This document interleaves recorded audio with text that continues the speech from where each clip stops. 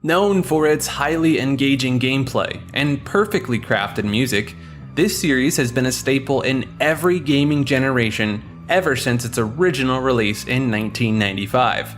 It has been ported numerous times due to the demand and overall success of the series, to the point where it's customary to ask if any system can run it, even a calculator. This is the Doom Iceberg.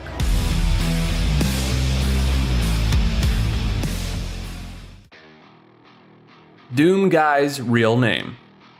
Despite always going by the nickname Doomguy, or simply the Marine, because he was never given a name in the games, the protagonist was given the name Flynn Fly Taggart in the novelization of the series. His story diverged from the game's storylines in the end. By the end of the series, there are two Flynn Taggarts, the original and the replica of his consciousness, trapped in a simulator, forced to relive the events of Doom 1 and 2. Although he occasionally removes his helmet, Flynn's appearance in the Doom novels is identical to that of the original Doom games. Original Doom was a tie-in to Alien. The game was originally intended to be a tie-in to the Alien franchise. Negotiations with 20th Century Fox didn't work out, since id Software demanded complete creative control. Instead, they drew inspiration from the film and the Evil Dead franchise for the chainsaw and shotgun weapons, and abandoned the Alien theme in favor of a Demons from Hell on Mars theme. Doom name origin. The term Doom comes from the passage in the movie The Color of Money, according to John Carmack. Vincent Lauria, played by Tom Cruise, shows up at a pool hall with a custom pool cue in the film. Someone inquires, "What do you have in here?" With a confident grin, Vincent responds, "Doom." Mystery of the song. The song Breath of Horror, which plays during Map 09, Deimos Anomaly in the PlayStation edition of the original Doom, has many slowed down voices muttering something nonsensical.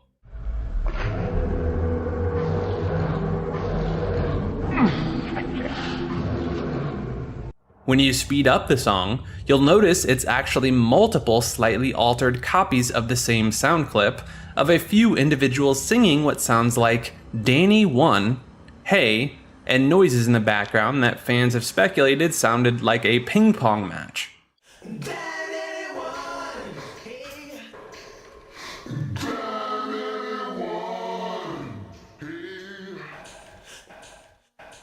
In a 2010 Game Scares interview with the PlayStation version's composer, Aubrey Hodges, he was queried about the clip's origin and said, "I did borrow a spoken sentence from a prior game in that piece, but I cannot confirm or deny its specific content." John Romero jab. The boss in Doom 2's last level, Icon of Sin, is supposed to resemble a huge demon head missing a piece in its forehead. "You must murder me, John Romero, to win the game," it says, warped and reversed to seem like a demonic chant. "Win the game, you must kill me, John." The no-clip trick can be used to enter the boss and see Romero's decapitated head skewered on a post. The Doom series was created by John Romero. Romero was disliked by the staff because of his pompous demeanor. They decided to make him the ultimate boss in order to reclaim him. 3DO complications.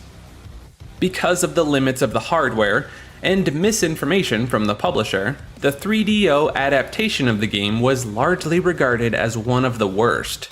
The game's publisher, Art Data Interactive, told Rebecca Heineman, who worked on the conversion, that the version already had additional stages, weaponry, and features, and simply needed to be finished before she agreed to work on it. This was because they believed that porting the game from one platform to another and compiling the code would be straightforward enough, while adding weaponry would be as simple as inserting artwork. Heineman had to start over from the beginning in August 1995 with a deadline of October. She couldn't port the original music because she did not have enough time, so she had to record new tracks with the band hired by the publisher. Because the system could not handle logos, Heinemann had to develop specific programs for the 3DO and logicware in-game logos, and then wipe them from memory. Due to the platform's 3D restrictions, the game's floors and ceilings were created via software rendering. Heinemann released the source code for the port in 2014 on GitHub. Markiplier Easter Egg. A book named How to Comb Your Mustache by Clifton M. Fishbach, the father of YouTuber Markiplier who died of lung cancer, may be found on the bookshelf in the Fortress of Doom. I haven't gotten any at all. Hey, bud. Punch. Oh, wait, is it here? Guys, I have something to tell you. The developers of this game, they gave me a little bit of a surprise. Because Mark Fishbach mentioned that his father got him into the first game in the series, the creators placed his name as an Easter egg in the game. Thumbs up. In Doom 2016, the Slayer gives a thumbs up before fully sinking in the lava death animation. This is a reference to the Terminator 2 Judgment Day conclusion from 1991. Doom Eternal features the animation as well. Doomguy in Smash. Kinda. For years, Doomguy had been one of the most requested characters for the Smash Bros. Franchise. For the longest time, it seemed like Nintendo wasn't going to budge on the matter. However, on October 5th, 2021, to the dismay of the community, a Me Gunner DLC outfit based on the Doom Slayer was released. And it became available for purchase on October 18th, 2012 as part of round number 11. The Me costume is inspired by the Slayer's most recent appearance in Doom Eternal and includes the Doom pistol. On Port Town Arrow Dive, the Slayer walks up to a red Bowser and shoots him with a charge blast in the first scene of his reveal video. The charge blast is a stand-in for the BFG 9000, a big and powerful plasma-based weapon from the Doom franchise. And the red Bowser depicts a Baron of Hell. The first-person perspective of this scene references how the franchise codified the first-person genre. Doom press release differences. The BFG 9000 had a significantly different firing sprite and movement in the Doom press release beta, which was released in October 1993. Multiple red and green plasma spheres erupted in the animation. This was later altered to relieve computer strain at the time. Doom 2005 movie. There was a science fiction horror film released in 2005 that was based on the video game Doom 3. It was released in North America on October 21st, 2005, and in the UK on December 2nd, 2005. The movie is more akin to the horror game Doom 3 than the original action games Doom and Doom 2 in terms of style. Second movie. Universal Pictures Home Entertainment's Doom Annihilation is a 2019 science fiction horror film. It is a reboot and has nothing to do with the original film. Due to the production crew's choice to spend additional time working on the CGI effects for the Hell environment, the film was originally scheduled to be released in May of 2019, but it fell back to fall of 2019. Cacodemon Origins. Cacodemon's original appearance is comparable to that of Beholder, a famous Dungeons & Dragons monster with a similar one-eyed appearance, with eye stalks instead of horns. Furthermore, the Cacodemon was formed from a cropping of a creature that appears on the cover of the D&D supplemental book Manual of the Planes. An astral dreadnought is the name of the creature, which was invented by Jeff Easley specifically for that book. Bill Gates almost bought Doom. Doom was claimed to have been installed on more computers than Microsoft's own Windows 5 in 1995. This prompted Bill Gates to contemplate purchasing id Software in order to secure the Doom trademark. This prompted the creation of a Windows 95 port of the game in order to showcase Windows 95 as a gaming platform. Bill Gates even made a special presentation where he put himself inside of Doom and announced that not only would the game come to Windows 95, but by the end of the year, 75 other games would also be available. Commander Keen. In Doom 2016, in a cave where you receive the chain gun in level 6, there will be a skeleton head on a spike wearing a football helmet. The football helmet itself resembles the one worn by Commander Keen. id Software created both Doom and Commander Keen. Get good. Shoot it until it dies is one of the game's trophies/achievements, which you earn after slaying the cyber demon at the end of the Lazarus Labs chapter. This award is a nod to Andrew Linguica Stein, co-founder of Doom World, and is an old April Fool's hoax. This prank has been misinterpreted as a genuine event, with some believing it originated in an issue of GamePro magazine. Classic Doom reference in Doom 3. In the third game, there are arcade cabinets scattered around the game that the player can interact with. Super Turbo Turkey Puncher 3 is the name of the game. Players must pound a turkey until it is gibbed. The game's aesthetics are based on the first two Doom games, with the fist sprites and the background being a door from E4M9, Fear, Doom's fourth secret level. The game's title graphic is a spoof of Street Fighter Alpha 3, and the business behind it is called Nabcon, which is a play on Capcom.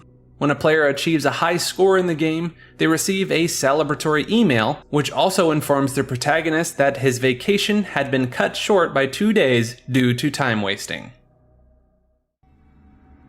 Developer's message. Turning left near the end of Doom 3 before facing the cyber demon will lead to a brick with the id Software logo printed on it. When you interact with the brick, you'll be sent to a secret area where you'll find a PDA from id Software. The PDA contains messages from id Software staff members praising the user for finishing the game. Secret levels. Doom 2 contains 2 levels that pay homage to prior id games. The first secret level, dubbed Wolfenstein, is modeled on Wolfenstein 3D's initial map.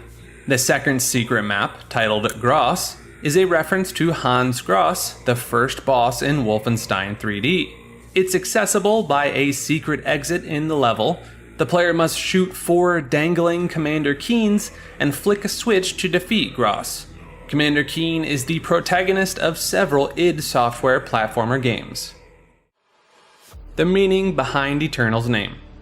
Hugo Martin, the game's creative director, interpreted the word eternal as an eternal war for good and evil. When asked what it signified in this game, it's designed to represent the fact that demons will always exist and that a slayer will always exist as well. God mode doesn't make you invincible.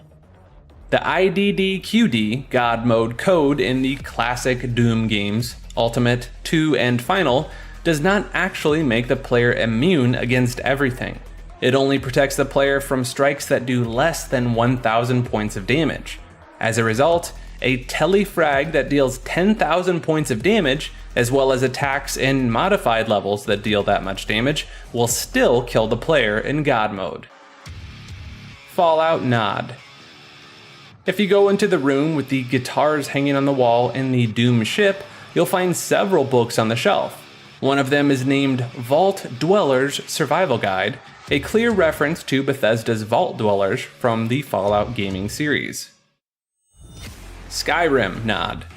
A tiny cave becomes accessible after the first confrontation with the Baron of Hell. A corpse with a horned helmet, as well as an arrow in its right knee, is leaning on a pillar within.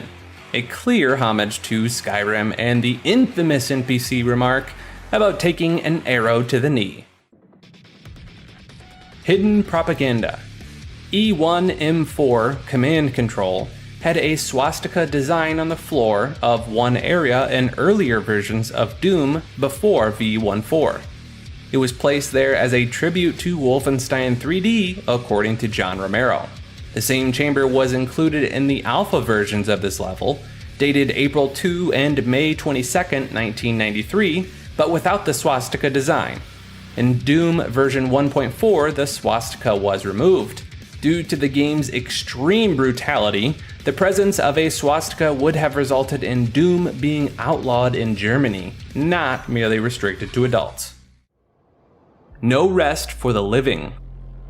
A hidden message is scrawled on the walls and ceiling of a room in the first level of the Doom 2 expansion, No Rest for the Living, which must be reached within 30 seconds after starting the game. The message reads, "The castle was here," with the term castle being a reference to Russell the Castle Meekum, one of Nerve Software's game designers. Super NES Hidden Message. A message saying Randy, Lyndon, Jody Harvey appears at the bottom of the knee-deep in the dead sky texture in the Super NES port of the game. This can only be viewed if the player searches inside the ROM's graphics resources or if they use a Pro Action Replay code that allows them to walk through walls in regions with a view of the sky. A hidden note can be located within the ROM itself, which states, Randy Lyndon created the Rage/Reality engine. Jody Harvey, my wonderful wife, deserves special recognition. However, it's only found if you open the ROM file in a hex editor. Microsoft Excel 95 Easter egg. The Hall of Tortured Souls, a three-dimensional ray-casting gaming engine designed as a homage to Doom, is an Easter egg in Microsoft Excel 95 spreadsheet tool. This Easter egg is one of the byproducts of the quote-unquote religion that allegedly arose on the Microsoft campus in the aftermath of Doom's release. A wall separates part of the hall, which may be opened by typing XLKFA, a reference to the IDKFA cheat code. It includes the Microsoft development team's names and photos. Rage Easter egg. The final area of the Hell Outpost level, shortly before the boss arena in Doom 3 BFG Edition's DLC The Lost Mission, features an Easter egg that relates to id Software's previously released title, Rage.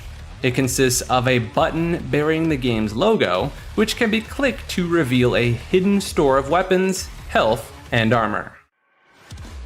Revenant with a trumpet. A revenant carrying a trumpet appears, flying upwards and then disappears while spinning at 1 hour, 6 minutes, and 6 seconds at the end of the Transistor Fist track in the official trailer of the Doom original soundtrack. It's a reference to a Revenant meme that was photoshopped with a trumpet, as shown in the video as an example, and eventually became a recurring gag for Bethesda's software known as Doot. The length of time is also an allusion to the beast's number 666. Doom on a calculator. In Doom is a source port for the TI-inspired graphing calculators. Because it is a straight port of the original Doom engine, it supports all IWADs and PWADs created for the original executable. The batteries will last about a minute and a half before running dry. Like this video and subscribe to Maker.